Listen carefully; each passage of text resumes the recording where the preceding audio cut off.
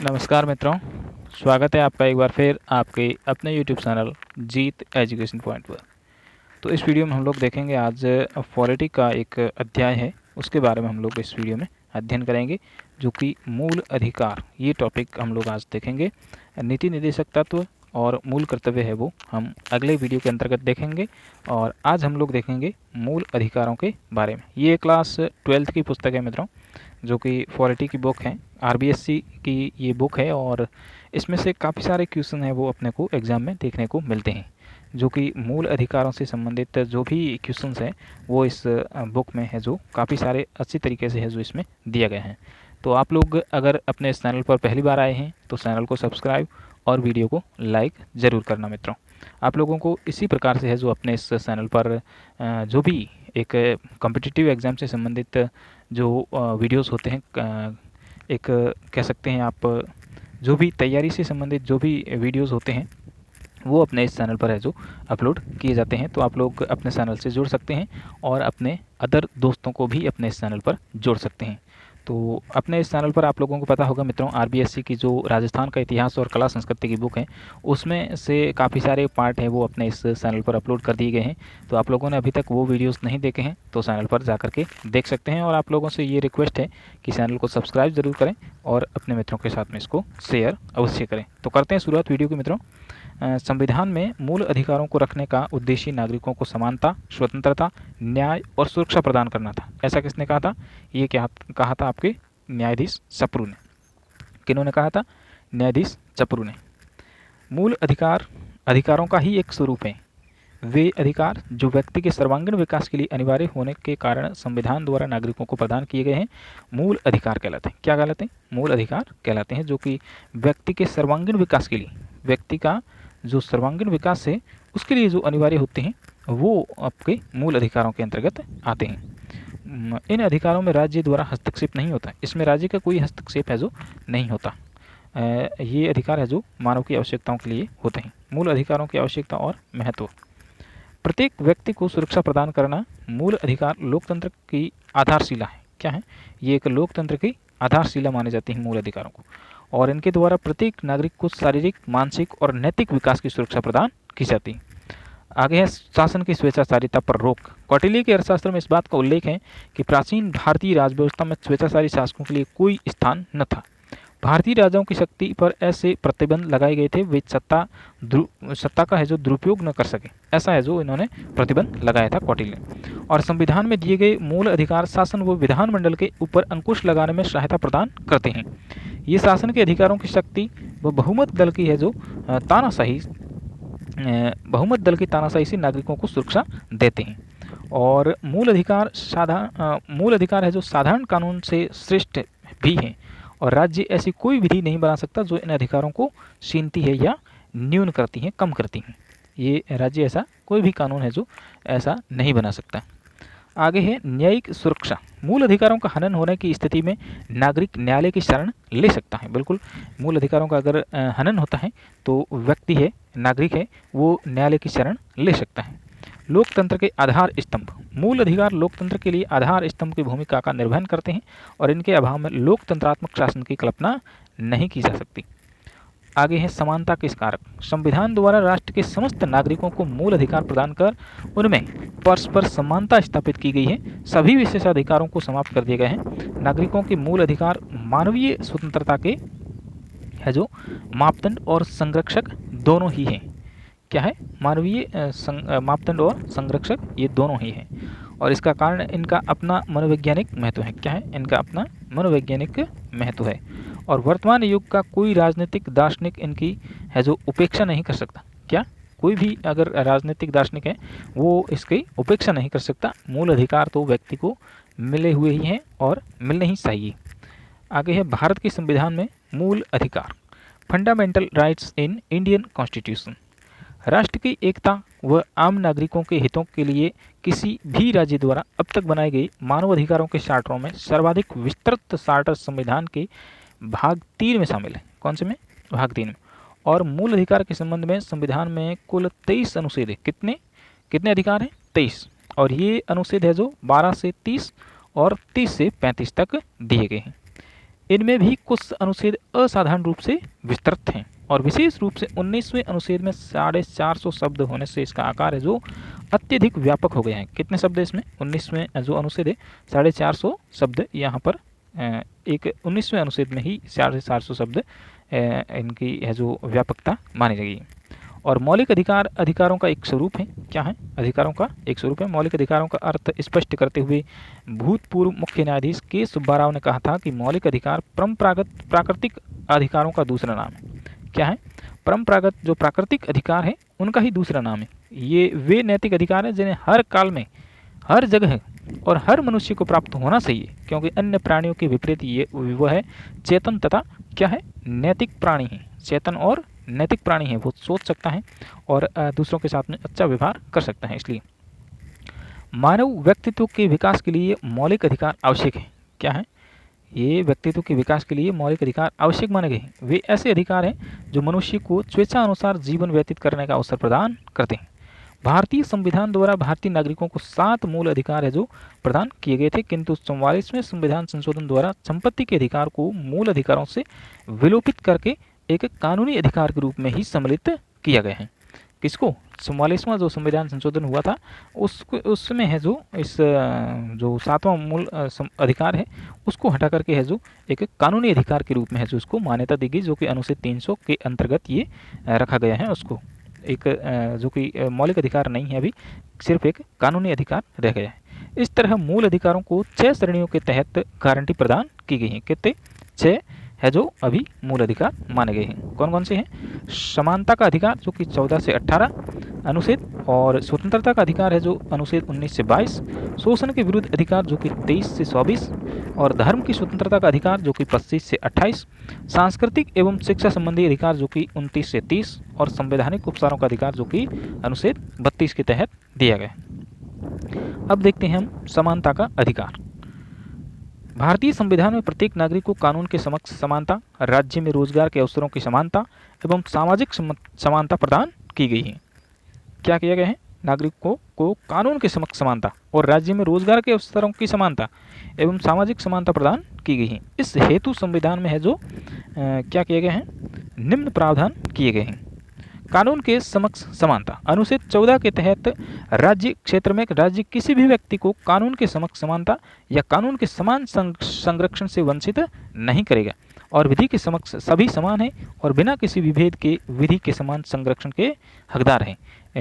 कानून के अंतर्गत सभी है जो व्यक्ति समान माने गए हैं, सभी नागरिकों को समान माना गया है कानून के समक्ष। अगला है धर्म, मूलवंश, जाति, लिंग या जन्म स्थान के आधार पर विभेद का प्रतिषेध। अनुच्छेद 15 कौन सा? अनुच्छेद 15 राज्यों को यह आदेश देता है कि किसी नागरिक के साथ केवल उसके धर्म, मूलवंश, जाति, लिंग या जन्म स्थान के आधार पर विभेद न किया जाए। सभी नागरिकों को दुकानों, सार्वजनिक स्थलों यथा जो कि भोजनालय हैं, होटल है, मनोरंजन स्थल है, कुएं हैं, तालाब है, जो स्नानघर हैं, सड़कों के प्रयोग का अधिकार है, ये है जो प्रदान किए गए हैं। और इसी अनुच्छेद में स्त्रियों व बच्चों तथा सामाजिक व शैक्षिक दृष्टि से पिछड़े हुए नागरिकों, अनुसूचित जाति व अनुसूचित जनजाति के नागरिकों के लिए विशेष प्रावधान का अधिकार दिया गया है। आगे है अपना लोक नियोजन के विषय में अवसरों की समानता। अनुच्छेद 16 कौन सा? अनुच्छेद 16 है जो लोक नियोजन के विषय में अवसरों की समानता का प्रतिशोध करता है। ये इसके अंतर्गत ऐसा दिया गया है। इस अनुच्छेद के तहत देश के सभी नागरिकों को राज्य के अधीन नौकरी में समान अवसर प्रदान करने की गारंटी दी गई। क्या है? देश के सभी नागरिकों है जो राज्य के अधीन नौकरी में समान अवसर प्रदान करने की गारंटी दी गई, और इस बारे में व्यक्ति के धर्म, जाति, लिंग या जन्म स्थान के आधार पर विभेद नहीं किया जाएगा। इनको है जो धर्म, जाति और लिंग, विशेष स्थान आदि के आधार पर है जो इनको वंचित नहीं किया जा सकता। और किंतु राज्य को ये अधिकार है कि राजकीय सेवाओं के लिए आवश्यक योग्यताएं निर्धारित कर राज्य के मूल निवासी हेतु आरक्षण, पिछड़ा वर्ग और अनुसूचित जाति और अनुसूचित जनजाति के लिए आरक्षण का प्रावधान कर दे। ये ऐसा राज्य को दिया गया है कि राज्य अपने हिसाब से है जो अपने अपने अलग अलग राज्य में है जो अलग अलग जो आरक्षण है उनकी व्यवस्था करे, ऐसे इसमें दिया गया है। यदि आप ध्यान से सोचें तो पाएंगे कि इस आरक्षण का उद्देश्य मूलतः समानता की स्थापना करना ही है। क्या है? समानता की स्थापना करना ही इसका मूल उद्देश्य है। अस्पृश्यता का अंत। क्या? अगला है अस्पृश्यता का अंत, जो कि अनुच्छेद 17 के अंतर्गत दिए गए हैं। मित्रों, अगर आप लोगों को वीडियो पसंद आ रहा है तो वीडियो को लाइक भी करें और चैनल को सब्सक्राइब भी करें। अपने इस चैनल पर है जो आपको इसी प्रकार से ये अच्छा जो कंटेंट है वो यहाँ पर उपलब्ध होता रहेगा, तो आप लोग ज़रूर इस चैनल से जुड़िएगा, जिससे आप लोगों को है जो कॉम्पिटिटिव एग्जाम से संबंधित जो भी जानकारी है वो आप लोगों को इस चैनल पर मिलती रहेगी। तो अस्पृश्यता का अंत है जो अनुच्छेद 17 के तहत सामाजिक समानता बढ़ाने हेतु संविधान में अस्पृश्यता का पूर्ण निषेध किया गया है। क्या है? अस्पृश्यता यानी किसी के साथ भेदभाव है जो ये पूर्ण निषेध किया गया है, और इसमें कहा गया है कि यदि ऐसा आचरण किया जाएगा तो दंडनीय अपराध माना जाएगा। और इस अनुच्छेद का उद्देश्य व्यक्ति को उसकी जाति के कारण ही अस्पृश्य माने जाने के अमानवीय आचरण को समाप्त करना है। क्या? जाति विशेष के आधार पर है जो किसी व्यक्ति के साथ में भेदभाव नहीं किया जाना चाहिए। इससे पूर्ण रूपेण है जो समाप्त करने हेतु सरकार ने अस्पृश्यता निवारण अधिनियम 1955 का संशोधन कर नागरिक अधिकार संरक्षण अधिनियम 1955 कर दिया है। क्या? जो एक अस्पृश्यता निवारण अधिनियम 1955 था उसको संशोधन करके नागरिक अधिकार संरक्षण अधिनियम 1955 कर दिया है इसका नाम। और अनुसूचित जाति अनुसूचित जनजाति निरोधक अधिनियम 1989 पारित किया है, और ये कानून अस्पृश्यता के अब तक बने कानूनों में सबसे अधिक कठोर कानून माना जाता है। अतः जरूरत इस बात की है कि इसका अस्पृश्यता निवारण हेतु सदुपयोग किया जाए। क्या? अस्पृश्यता को समाप्त करने के लिए इसका सदुपयोग किया जाना चाहिए। साथ ही यह है जो सुनिश्चित किया जाए कि इसका दुरुपयोग है जो नहीं हो, ऐसा इसमें प्रावधान है। अगला है उपाधियों का अंत, जो कि अनुच्छेद 18 के अंतर्गत दिया गया है। ऐसा एग्जाम में पूछा जाता है मित्रों कि उपाधियों का अंत कौन से अनुच्छेद के अंतर्गत है, तो अनुच्छेद 18 के अंतर्गत। अस्पृश्यता को उल्लेख किस अनुच्छेद के अंतर्गत दिया गया है, तो अनुच्छेद 17 के अंतर्गत। लोक नियोजन में अवसरों की समानता, तो ये किस में दिए गए हैं, अनुच्छेद 16 के अंतर्गत। इस आधार पर है जो एग्जाम में क्वेश्चन बनने की संभावना रहती है। उपाधियों का अंत, जो कि अनुच्छेद 18, ब्रिटिश शासन काल में संपत्ति व राज शक्ति के आधार पर उपाधियां प्रदान की जाती थी जो सामाजिक जीवन में भेद उत्पन्न करती थी। संविधान में सेना तथा विद्या संबंधी उपाधियों के अतिरिक्त राज्य द्वारा किसी भी तरह की उपाधि दिया जाना निषेध है। क्या?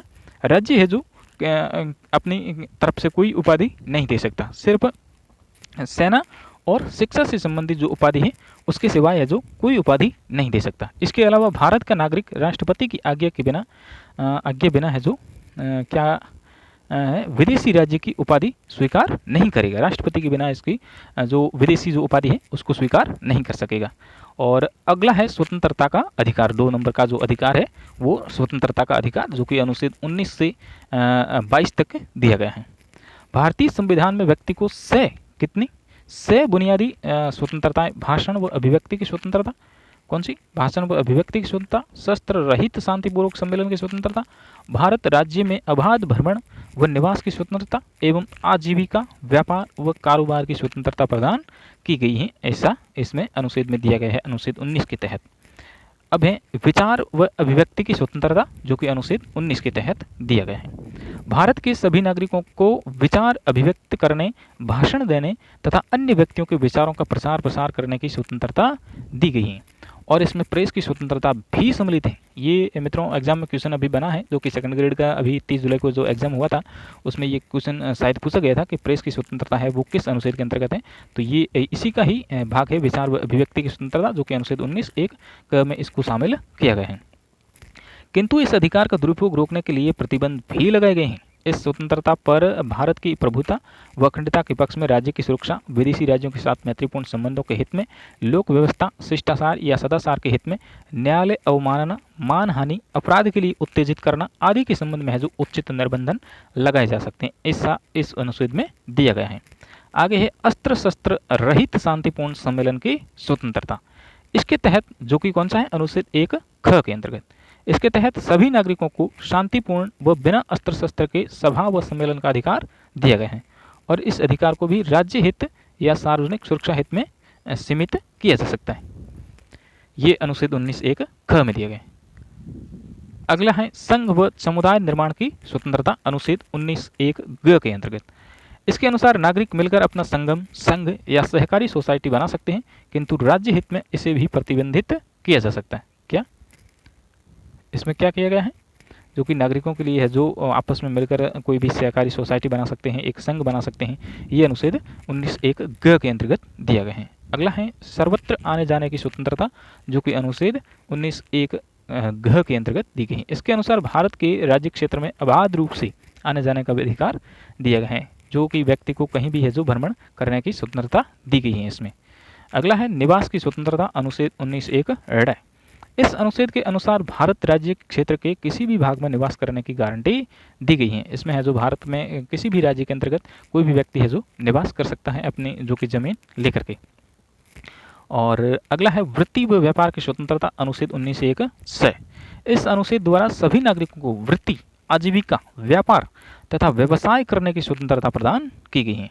व्यक्ति है जो कहीं भी है जो व्यवसाय है जो कर सकता है, कहीं भी अपनी आजीविका के लिए जो भी व्यवसाय है वो कर सकता है, किंतु जनहित में नशीली व खतरनाक चीज़ों के व्यापार करने तथा अन्य ऐसे कार्य करना जो राज्य के हित में न हो को निषेध किया जा सकता है।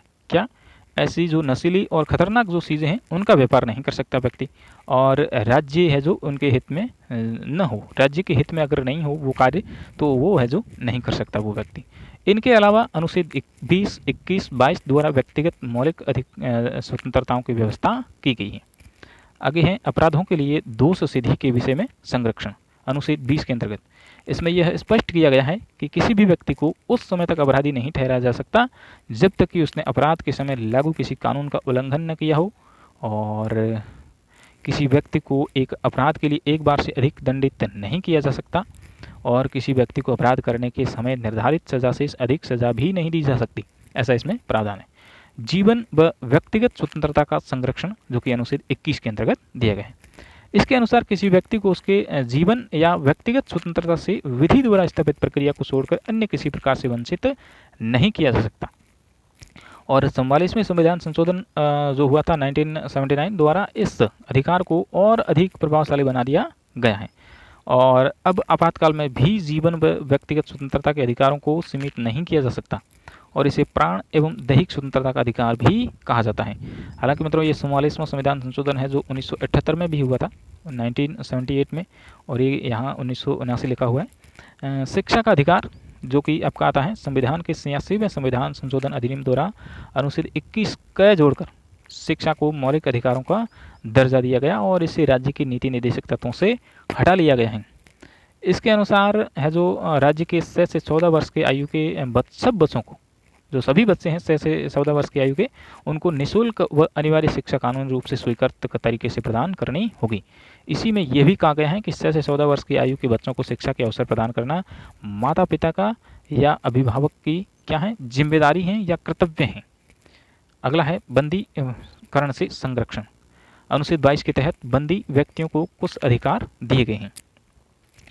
उसे बंदी बनाने का कारण जानने का अधिकार है। क्या है वो, उसको किस तरीके से बंदी बनाया गया, क्यों बनाया गया, उसका कारण जानने के लिए उसको अधिकार है, और उसे इच्छानुसार स्वयं के लिए कानूनी सहायता प्राप्त करने का भी अधिकार दिया गया है, और 24 घंटे के अंदर बंदी को न्यायाधीश के सम्मुख पेश किया जाना आवश्यक है, और ये अधिकार शत्रु देश के निवासियों एवं निवारक नजरबंदी अधिनियम के तहत गिरफ्तार किए गए अपराधियों पर लागू नहीं होंगे, ऐसा इसमें दिया गया है। और निवारक नजरबंदी क्या है ये अपन देखते हैं। इसमें निवारक नजरबंदी से तात्पर्य बिना किसी न्यायिक प्रक्रिया के नज़रबंदी से है, बिना उसके ऊपर है जो कोई न्यायिक प्रक्रिया नहीं उसके कारण है जो उसको नज़रबंदी किया जाता है।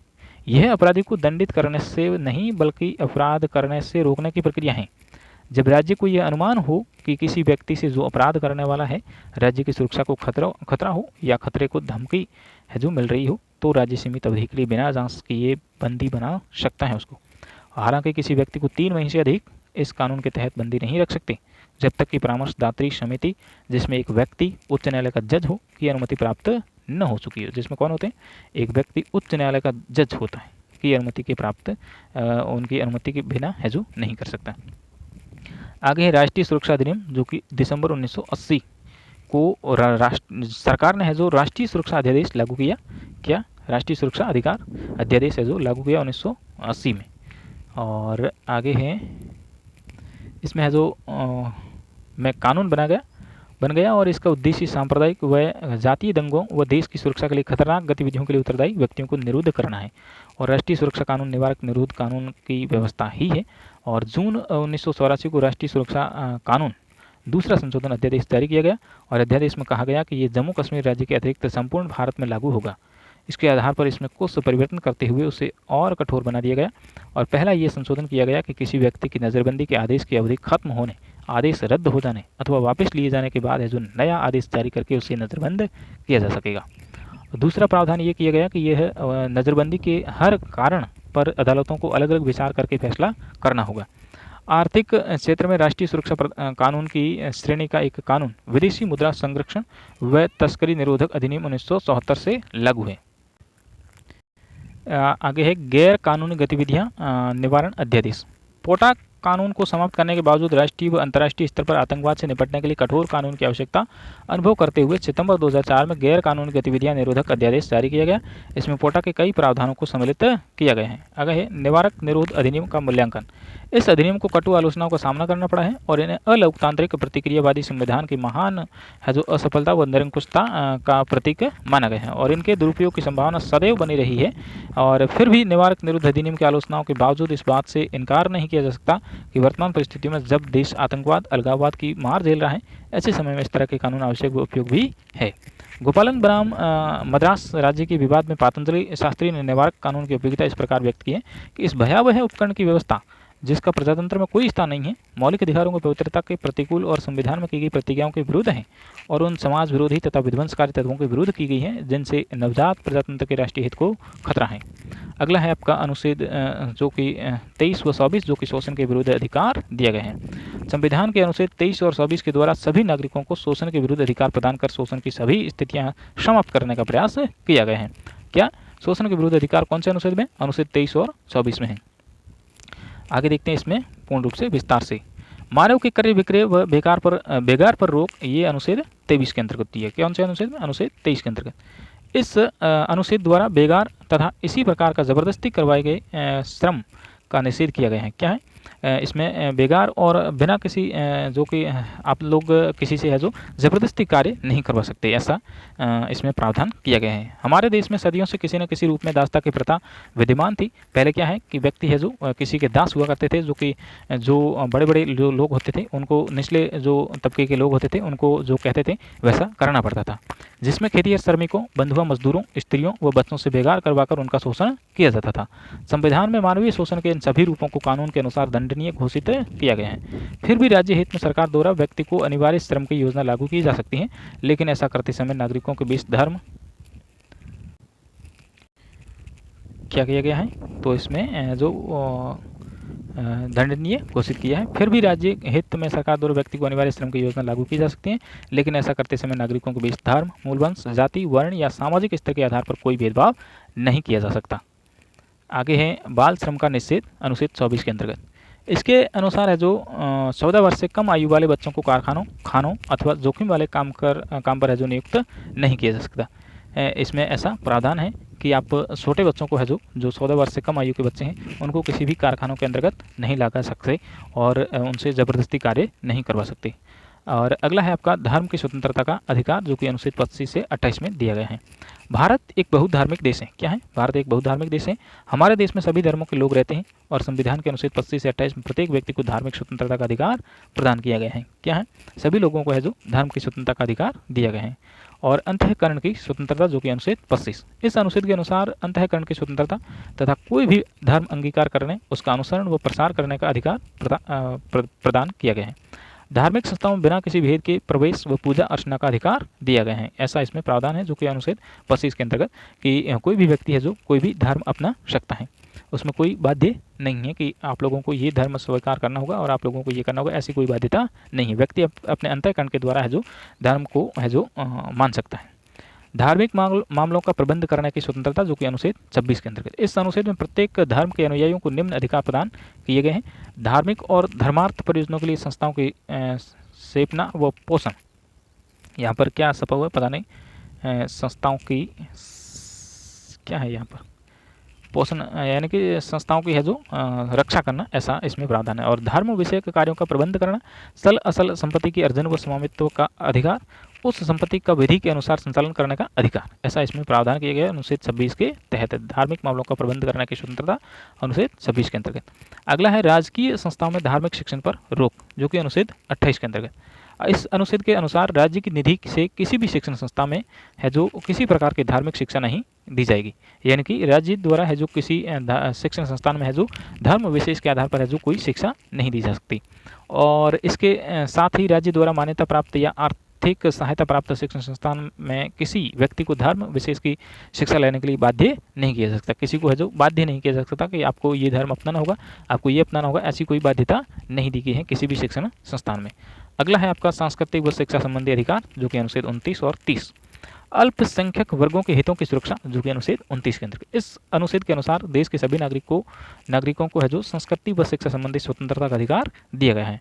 नागरिकों को के प्रत्येक वर्ग को अपनी भाषा, लिपि व संस्कृति को सुरक्षित रखने का पूरा अधिकार है। और इस तरह राज्य द्वारा संचालित शैक्षण संस्थानों में प्रवेश के लिए जाति, वर्ग के आधार पर कोई है जो भेदभाव नहीं किया जाएगा। और अल्पसंख्यक वर्ग को शिक्षा संस्थाओं की स्थापना व संचालन का अधिकार, कौन से अनुच्छेद? अनुच्छेद 30 के अंतर्गत। इस अनुच्छेद के अनुसार अल्पसंख्यक वर्ग को अपनी इच्छा अनुसार शिक्षण संस्थान की स्थापना व उनके संचालन संबंधी अधिकार प्राप्त हैं। क्या है? जो अल्पसंख्यक वर्ग हैं उनको अलग से है जो वो स्थापना कर सकता है किसी शिक्षण संस्थान की। और राज्य द्वारा वित्तीय सहायता प्रदान करते समय किसी भी ऐसी संस्था के साथ धर्म, जाति के आधार पर है जो भेदभाव नहीं किया जा सकता। अगला है अपना संवैधानिक उपचारों का अधिकार, जो कि अनुच्छेद 32 के अंतर्गत दिया गया है। यद्यपि संविधान के में मूल अधिकार प्रदान किए गए हैं, किंतु यदि उनकी उचित क्रियान्विति की व्यवस्था न की जाए तो इनका कोई अर्थ नहीं रहेगा। क्या? अगर इसका सही तरीके से पालन नहीं किया जाता तो फिर कोई इसका औचित्य नहीं रहता है। और संविधान निर्माताओं ने इसी तथ्य को मद्देनजर रखते हुए संवैधानिक उपचारों का अधिकार दिया है। और इसका अभिप्राय ये है कि नागरिक अधिकारों को लागू कराने के लिए न्यायपालिका की शरण ले सकता है। नागरिक क्या करता है? नागरिक न्यायपालिका की है जो शरण ले सकता है, वो न्यायालय में जा सकता है इसके लिए। और डॉक्टर जो कि अम्बेडकर ने तो अनुच्छेद 32 का महत्व स्पष्ट करते हुए कहा था कि यदि मुझसे कोई ये पूछे कि संविधान का वह कौन सा अनुच्छेद है जिसके बिना संविधान शून्य प्राय हो जाएगा, तो मैं इस अनुच्छेद को छोड़कर किसी और अनुच्छेद की ओर संकेत नहीं कर सकता। ये तो संविधान की हृदय व आत्मा है, ऐसा इन्होंने कहा था अनुच्छेद 32 के बारे में, जो कि डॉक्टर भीमराव अम्बेडकर ने, जो कि संविधान के निर्माता माने जाते हैं, इन्होंने ऐसा कहा था। क्या कहा था? कि मुझसे कोई पूछे कि संविधान का वह कौन सा अनुच्छेद जिसके बिना संविधान शून्य प्राय हो जाएगा, तो मैं है जो इस अनुच्छेद 32 को छोड़कर किसी और अनुच्छेद की ओर संकेत नहीं कर सकता। ये तो संविधान की हृदय और आत्मा है। क्या है? संविधान की हृदय और आत्मा है। सर्वोच्च व उच्च न्यायालय द्वारा मूल अधिकारों की रक्षा के लिए निम्न 5 प्रकार के लेख जारी किए जा सकते हैं। 5 प्रकार के लेख जारी कर सकता है न्यायालय। क्या है इसमें? बंदी प्रत्यक्षीकरण लेख, हैबियस कॉर्पस। यह उस व्यक्ति की प्रार्थना पर जारी किया जाता है जो यह समझता है कि उसे अवैध रूप से बंदी बनाया गया, ऐसा इसमें कहा गया। इसके द्वारा न्यायालय संबंधित अधिकारी को ये आदेश देते हैं कि बंदी बनाए गए व्यक्ति को निश्चित समय व निश्चित स्थान पर निश्चित प्रयोजन के लिए उपस्थित करें, जिससे न्यायालय ये जान सके कि उसे वैध रूप से बंदी बनाया गया है या फिर अवैध रूप से। अगर बंदी बनाने का कारण अवैध होता है तो न्यायालय तत्काल इसे मुक्त है जो करने की आज्ञा देता है। अगला है परमादेश, वेंडमस। इस आदेश द्वारा न्यायालय उस पदाधिकारी को अपने कर्तव्य निर्वहन के लिए आदेश जारी कर सकता है जो पदाधिकारी अपने कर्तव्य का समुचित पालन नहीं कर रहे हैं। अगला है आपका प्रतिषेध लेख यानी प्रोहिबिशन। यह आलेख सर्वोच्च न्यायालय तथा उच्च न्यायालय द्वारा अपने अधीनस्थ न्यायालयों को जारी करते हुए निर्देश दिया जाता है कि इस मामले में कार्यवाही नहीं करें, क्योंकि ये उनके क्षेत्राधिकार से बाहर हैं। ऐसा अपने अधीनस्थ न्यायालय में ऐसा नहीं कर सकता वो। आगे है जो कि प्रतिषेध लेख, प्रोहिबिशन, ये हमने देख लिया। अगला है उत्प्रेषण लेख, जो कि शैटररी। इस आज्ञा पत्र का उपयोग किसी भी विवाद को निम्न न्यायालय से उच्च न्यायालय में भेजने के लिए जारी किया जाता है। क्या है? निम्न न्यायालय से उच्च न्यायालय में है जो भेजा जाता है कोई भी विवाद, और जिससे कि वह अपने शक्ति से अधिक अधिकारों का प्रयोग न करे और न्याय के प्रति प्राकृतिक सिद्धांत की जो पालना है वो कर सके। अगला है अधिकार प्रसा। क्या है? अधिकार प्रसा। जब कोई व्यक्ति, इसको कोवारंटो कहते हैं इंग्लिश, जब कोई व्यक्ति है जो गैर कानूनी तौर पर किसी सरकारी या अर्ध सरकारी या निर्वाचित पद को संभालने का प्रयास करे तो उसे ऐसा आदेश जारी किया जा सकता है कि वो किस आधार पर है जो इस पद पर कार्य कर रहा है, वह किस आधार पर कार्य कर रहा है ऐसा जान सकता है। जब तक वह संतोषजनक उत्तर नहीं देता तब तक वह कार्य नहीं कर सकता। न्यायालय उस पद को रिक्त घोषित कर सकता है, उस पद से जो उसको निलंबित भी कर सकता है, हटा भी सकता है, ऐसा इसमें प्रावधान किया गया है।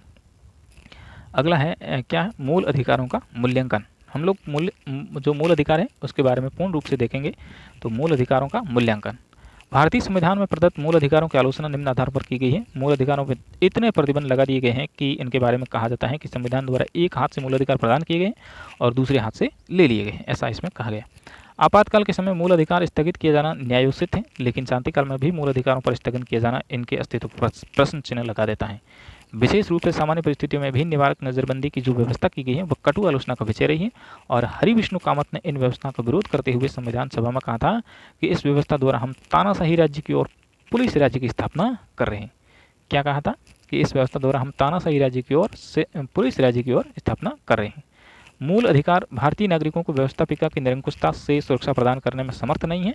संसद तथा विधानसभा द्वारा बनाए गए कानून वैध हैं, चाहे वे नागरिक हितों के प्रतिकूल ही क्यों न हो। आगे मौलिक अधिकारों पर प्रतिबंधों की व्यवस्था संविधान में राष्ट्र व समाज विरोधी गतिविधियों को रोकने के लिए की गई है और व्यवहारिक दृष्टि से इनका प्रयोग राजनीतिक विरोधियों के स्वर को दबाने के लिए भी किया गया है। मूल अधिकारों के अंतर्गत भारतीय संविधान में अल्पसंख्यकों, अनुसूचित जाति, अनुसूचित जनजाति के लिए विशेष संरक्षण की व्यवस्था की गई है, किंतु इसका प्रयोग वोटों की राजनीति के लिए हुआ है। शोषण के विरुद्ध अधिकार यद्यपि स्त्रियों, बच्चों, गरीब कामगारों के हितों की रक्षा के लिए बनाया गया है, किंतु अशिक्षा, बेरोजगारी और गरीबी के कारण इन वर्गों का शोषण व्यवहारिक रूप से नहीं रोका जा सका है। मौलिक अधिकारों को न्यायिक सुरक्षा देने के बावजूद वर्तमान न्यायिक प्रक्रिया लंबी, जटिल व खर्चीली होने से आम नागरिक के हितों की रक्षा में है जो सफल नहीं हो पा रही है। तो उपरोक्त आलोचनाओं के बावजूद है जो मौलिक अधिकारों का क्या है महत्व कम नहीं हुआ है, क्योंकि राष्ट्र की सुरक्षा व्यक्ति की सुरक्षा से अधिक मूल्यवान है और मूल अधिकारों के अतिक्रमण की परिस्थिति अल्पकालिक ही होती हैं। क्या होती हैं? मूल अधिकारों के अतिक्रमण की जो परिस्थिति है वो अल्पकालिक होती हैं, कम समय के लिए होती हैं। तो ये था अपना मित्रों जो कि वीडियो मूल अधिकारों से संबंधित। तो आप लोगों को ये वीडियो कैसा लगा आप लोग कमेंट में बता सकते हैं और ये इसमें से काफ़ी सारे मित्रों आप लोगों को एग्जाम में क्वेश्चन देखने को मिलते होंगे। तो आप इस वीडियो को अगर देखा है आपने पूरा तो आप लोगों को अंदाज़ा लग चुका होगा कि इसमें से कैसे क्वेश्चन बनते हैं और किस तरह से कहाँ से लाइन उठा ली जाती हैं। ऐसा इसमें से डायरेक्ट लाइन है वो एग्ज़ाम में पूछ ली जाती हैं। तो ये बुक है जो काफ़ी इंपॉर्टेंट मानी जाती है, जो कि आरबीएससी की क्लास 12 की बुक मानी जाती है पॉलिटी की ये। तो इसमें से ये अपना था जो कि आज मूल अधिकार से संबंधित टॉपिक।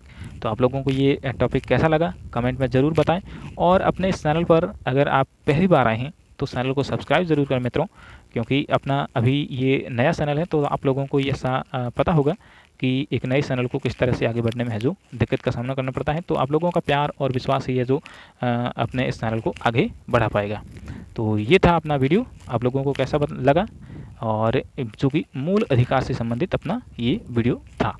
आगे हम जो नीति निर्देशक तत्व और मूल कर्तव्यों की भी है जो अपने जो कि जारी रखेंगे जो वीडियोस वो उसमें है जो हम लोग उसमें नीति निर्देशक तत्व और मूल अधिकारों से संबंधित है, मूल कर्तव्य से संबंधित है जो उसमें अध्ययन करेंगे।